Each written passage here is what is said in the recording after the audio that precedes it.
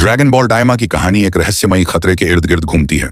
एक अनजान दुश्मन जो बबीडी और मजिन बू की हार से प्रभावित है, शेनरॉन से एक इच्छा करता है।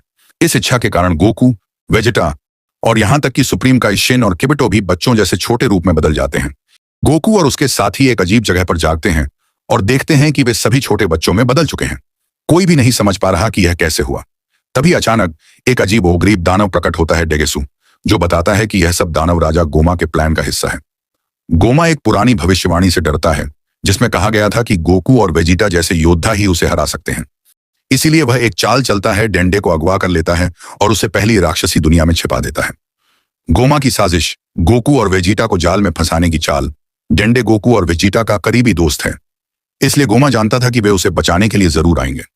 उसने डेंडे को बंधक बनाकर गोकू और वेजिटा को राक्षसी दुनिया में बुलाने की योजना बनाई ताकि वह उन पर हमला कर सके। उसने उन्हें बच्चों में बदलवा दिया ताकि वे अपनी ताकत खो दें।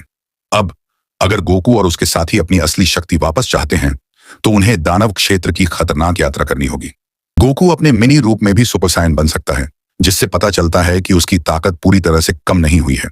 हालांकि उसे अपने पुराने हथियार पावर पोलस का इस्तेमाल करना पड़ता है, जो उसे अपने बचपन के दिनों की याद दिलाता है। एपिसोड 2, ग्लोरियो का रहस्य और पहला मिशन। जैसे ही गोकू और बाकी आगे बढ़ते हैं, उनकी मुलाकात ग्लोरियो नामक एक रहस्यमयी व्यक्ति से होती है।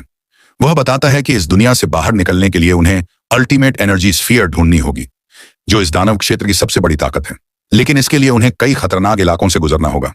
पहला पड़ाव, आग का जंगल। गोकू और वेजिटा की टीम एक घने जलते हुए जंगल में प्रवेश करती है। वहां वे माजिन कपल से भिड़ते हैं, जो गोमा के भेजे गए पहले दुश्मन हैं। इस जंगल में लड़ाई बेहद कठिन होती है क्योंकि गोकू और वेजिटा की पावर अब सीमित हो चुकी है।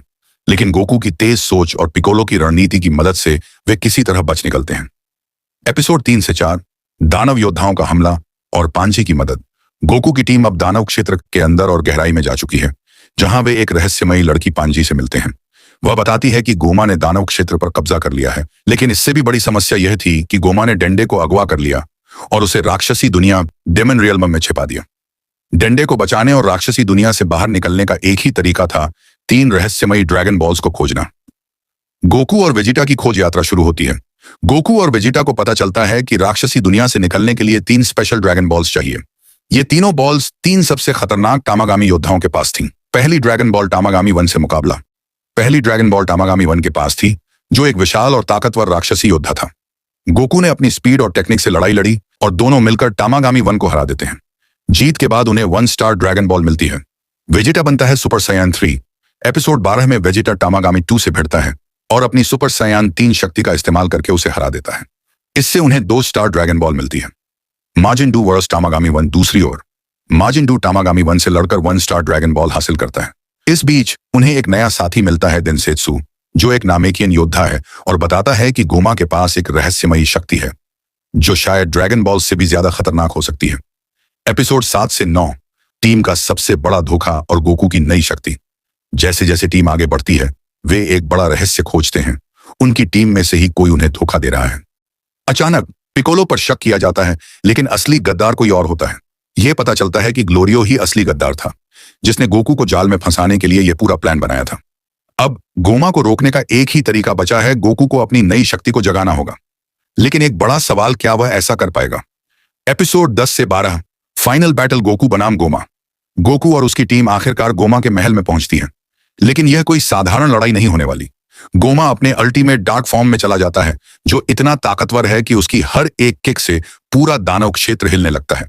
वेजिटा और पिकोलो पूरी ताकत से हमला करते हैं, लेकिन वे गोमा को रोक नहीं पाते। आखिरकार गोकू को एक नई शक्ति मिलती है, ड्रैगन सोल मोड।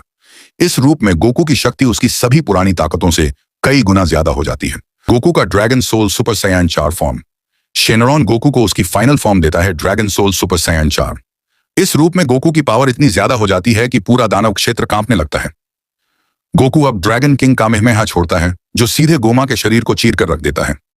गोमा की हार हो जाती है और हारने के बाद दानव क्षेत्र धीरे धीरे नष्ट होने लगता है। गोकू और उसके साथी आखिरकार 7 ड्रैगन बॉल्स को इकट्ठा कर लेते हैं और शेनरॉन से अपनी असली उम्र वापस मांगते हैं। शेनरॉन उनकी इच्छा पूरी करता है और गोकू और बाकी सभी अपनी असली उम्र में वापस आ जाते हैं। लेकिन तभी एक नया खतरा सामने आता है। अगर गोमा सिर्फ एक मोहरा था, तो असली मास्टरमाइंड कौन है? आपका क्या ख्याल है? क्या गोकू का ड्रैगन सोल सुपर सायन 4 अब तक का सबसे ताकतवर रूप था? और क्या नया विलन पहले से भी ज्यादा खतरनाक होगा? इस एनीमे का पूरा श्रेय अकीरा तोरियामा सेंसेई को जाता है। उन्होंने ड्रैगन बॉल डाइमा और कई अद्भुत एनीमे सीरीज बनाई हैं। भले ही अब वह इस दुनिया में नहीं है, लेकिन ड्रैगन बॉल एनीमे की वजह से वह हमेशा हमारे दिलों में जिंदा रहेंगे। आपने हमें सिर्फ एनीमे नहीं दिया, बल्कि एक ऐसी दुनिया दी जहां दोस्ती, मेहनत और हौसले की ताकत सबसे बड़ी होती है। भले ही आप आज हमारे बीच नहीं हैं, लेकिन आपकी कहानियां, आपके किरदार और आपकी बनाई हुई ये शानदार दुनिया हमें हमेशा प्रेरित करती रहेगी। ड्रैगन बॉल सिर्फ एक एनीमे नहीं बनी, बल्कि एक एहसास है जो हर फैन के दिल में जिंदा रहेगा। धन्यवाद तोरियामा सेंसेई, आप हमेशा हमारे दिलों में रहेंगे। अगर आपको हमारा वीडियो पसंद आया हो तो लाइक, शेयर और सब्सक्राइब करना ना भूलें, ताकि अगले धमाकेदार वीडियो की नोटिफिकेशन आपको सबसे पहले मिले। मैं मिलता हूं आपको अगली किसी और कूल और अमेजिंग एनीमे सीरीज में।